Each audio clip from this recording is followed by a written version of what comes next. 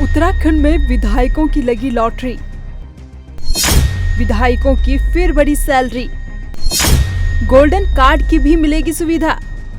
उत्तराखंड में आम कर्मचारियों को भले ही अपनी तनख्वाह बढ़ाने के लिए काफी जदोजहद करनी पड़ती हो, लेकिन प्रदेश के माननीय मंत्रियों और विधायकों को इसके लिए संघर्ष नहीं करना पड़ता।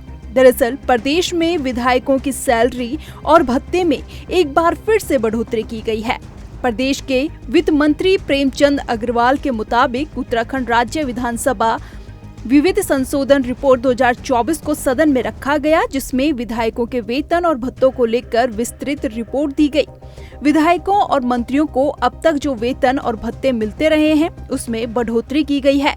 इसके अलावा विधायकों को क्या क्या सुविधाएं मिल रही है, आइए ग्राफिक्स के माध्यम से समझते हैं। विधायकों के वेतन को 2,72,000 से बढ़ाकर 4 लाख रुपए किया गया।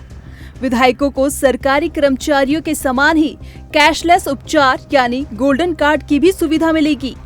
प्रदेश के बड़े अस्पतालों दिल्ली के Fortis Rajiv Gandhi cancer institute and research centre AIIMS Delhi में भी निशुल्क उपचार की सुविधा मिलेगी।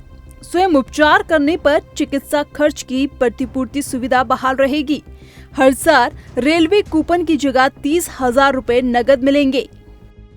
ऐसा बहुत कम होता है कि जब विपक्ष के विधायक सरकार के किसी नीति के साथ खड़े हो।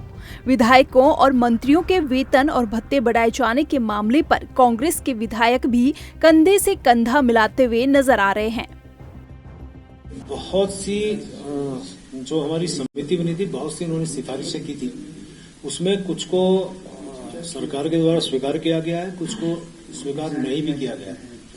अब जैसे मैं कह सकता हूं कि इलाज के लिए आप जानते हैं कर्मचारियों को गोल्डन कार्ड की सुविधाएं मिलती हैं, उसको इसमें ऐड किया गया है।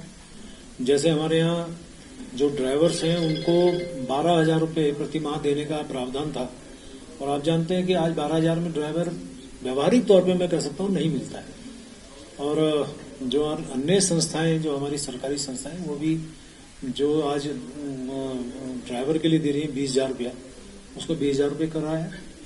इसके साथ साथ जो हमारे यहाँ रेलवे कूपन है, 30,000 रुपये था, कूपन देते थे। उसमें कुछ ये माननीय विधायकों की इच्छा थी कि भाई जो 30,000 रुपये कूपन के रूप में दे रहे हैं वो कई बार इस्तेमाल नहीं होता है या उनको ज्यादा की आवश्यकता पड़ती है, वो दिक्कत होती थी। वो 30,000 फिर उनको नगद के रूप में दे रहे हैं। टेलीफोन का है, टेलीफोन का आजकल आप जानते हैं रेट बहुत सस्ता है। कुछ लोगों के जो सीमा थी उसको सीमा के अंतर्गत लोग उसका इस्तेमाल करते थे, कुछ लोग उसको ज्यादा करते थे।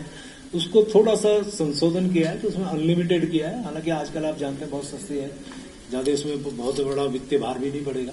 तो इस प्रकार से हमने कुछ संशोधन किए हैं। उसमें मेरे ख्याल से, जैसा मैंने अखबारों में भी बहुत ज्यादा तो उसके डिटेल्स में नहीं गए, वेतन में तो शायद केवल 20,000 रुपए का बढ़ोतरी की गई है। तो बहुत नॉमिनल सी बात है। वो तो आप सामान्य रूप से कर्मचारियों की भी डीए वगैरह की बात करते हैं, तो उन्हीं सबको आधार बना करके चीजें करते हैं। मेरे ख्याल से प्रथम दृष्टया तो उसमें कोई बड़ा भारी फेरबदल लग नहीं रहा है, या कुछ हेल्थ फैसिलिटीज को लेकर के होगा, तो इसमें तो कोई भी आपत्ति नहीं करेगा कि भाई विधायकों को स्वास्थ्य सुविधाएं मिलनी चाहिए। जबरदस्ती कोई बीमार नहीं पड़ता, जबरदस्ती कोई अस्पताल नहीं जाता, तो वो सुविधाएं सबको मिलनी ही चाहिए। उत्तराखंड ऐसा राज्य है जिसकी अर्थव्यवस्था कर्ज के तले दबे हुई है, लेकिन जनता की सेवा का दावा करने वाले जनता के पैसों से अपना वेतन भत्ता बढ़ाने में कंजूसी नहीं कर रहे।